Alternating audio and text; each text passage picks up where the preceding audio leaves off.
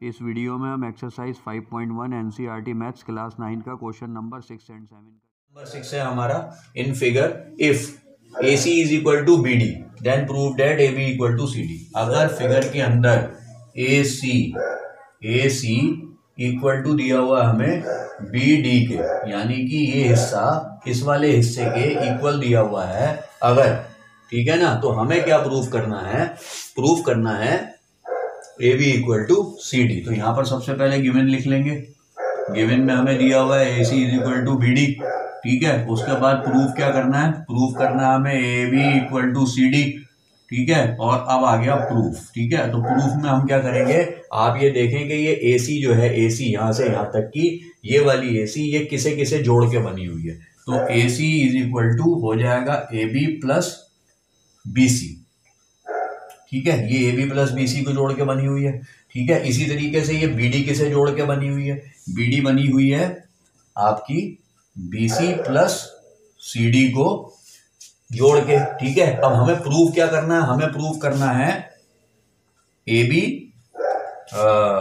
हमें प्रूफ करना है AB plus AB equal to, हमें गिवन है ये, ठीक है। तो यहां पर हम क्या कर सकते हैं कि हम, अगर हमें यहां पर AC equal to BD given है, ठीक है, AC is equal to BD अगर हमें यहां पर गिवन है, यहां पर और यहां पर आप दोनों जगह देख लें, AC is equal to BD given है और AC की वैल्यू है AB प्लस BC, क्योंकि इन दोनों को जोड़ के बनी है। BD की वैल्यू है BC प्लस CD, तो इनकी जगह पर हम इनकी वैल्यू पुटअप कर सकते हैं। वैल्यू पुटअप करके क्या आता है ये देखते हैं।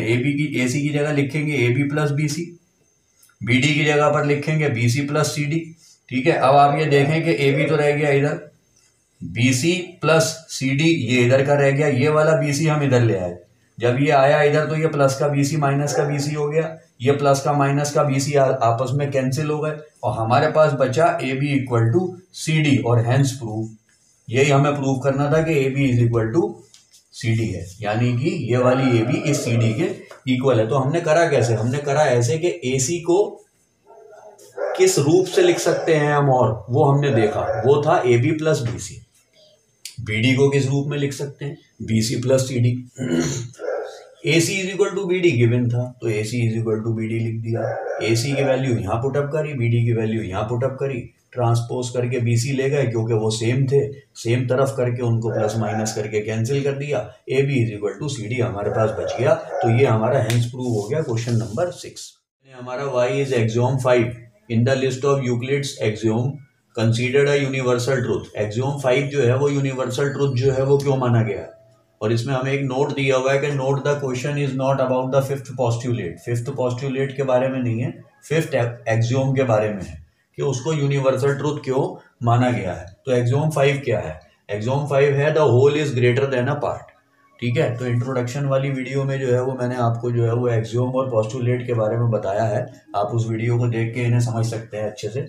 The whole is greater than a part, यानी कि होल जो होता है वो हमेशा ग्रेटर रहता है पार्ट से, ठीक है। अब कैसे हम इसको प्रूव कर सकते हैं? हम इसका एक एग्जांपल ले लेते हैं कि सपोज ये एक लाइन है, ठीक है। तो ये होल है पूरी, यहां से लेके यहां तक पूरी लाइन, यानी कि होल। अगर हम इसके पार्ट कर देते हैं, सपोज हम इसे ऐसे और ऐसे कर देते हैं, अगर हमने इसके ये दो पार्ट कर दिए, ठीक है ना, तो ये वाला पार्ट जो है इसका, ये वाला ना, तो ये वाला जो है वो इससे बड़ा होगा, ठीक है, और ना ये वाला जो है वो इससे बड़ा होगा, ठीक है। क्योंकि ये दोनों जो है वो इसी में से निकले हैं, क्योंकि ये दोनों इसी के पार्ट है, इसी में से निकले हैं, इसी में इंक्लूड थे, इसलिए जो है वो कोई भी पार्ट इससे बड़ा होने का मतलब ही नहीं है। तो हमेशा ये होल जो है वो इन दोनों पार्ट से बड़ा रहेगा, और अगर हम इसको 5 पार्ट्स में डिवाइड करेंगे तो भी ये बड़ा रहेगा, 10 में करेंगे तो भी ये बड़ा रहेगा, ठीक है। तो इस तरीके से ये यूनिवर्सल ट्रूथ माना गया है, ठीक है। तो यहां पर हम ये लिख सकते हैं इसके आंसर में कि because part of whole is also included in whole, यानी कि होल का जो पार्ट होता है वो भी होल में इंक्लूड होता है और निकला होल में से ही होता है, ठीक है ना। बस तो जब वो पूरे में से ही निकल के आएगा, ठीक है ना, तो वो कभी भी पूरे के बराबर नहीं होगा, हमेशा जो है वो होल जो है वो बड़ा ही होगा पार्ट से, ठीक है। तो इस तरीके से जो है वो हमारा ये क्वेश्चन 7 पूरा होता है।